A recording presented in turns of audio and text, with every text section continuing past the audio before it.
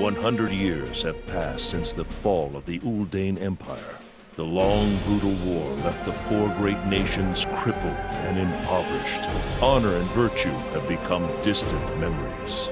Now, in the great continent of Resinale, the battlefield is no longer dominated by knights, but by mercenaries. Some fight to put food on their table. Others fight for bounteous wealth. They plunge headlong into the jaws of death, not for any nation, but for the glint of gold. Mercenaries who live in an age of war. Let their story be told. Grand Kingdom is shaping up to be a fascinating little strategy game coming to us from Nippon Ichi. In this game, you take control of a band of mercenaries as they move around a board game style board, collecting treasure, fighting enemies, and making their way to the exit within a certain number of turns.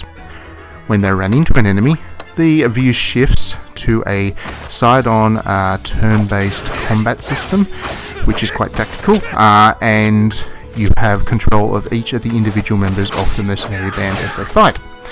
So, as you can see, I've just been fighting with my knight character. There's also magic users, archers, and so on.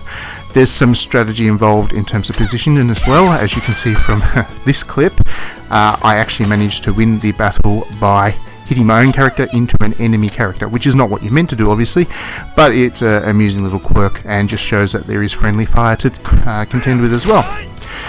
Each character has their own range of special abilities, and those also play into the strategy of the game. Enemies can attack you from both sides, and they can move around the board just as you can.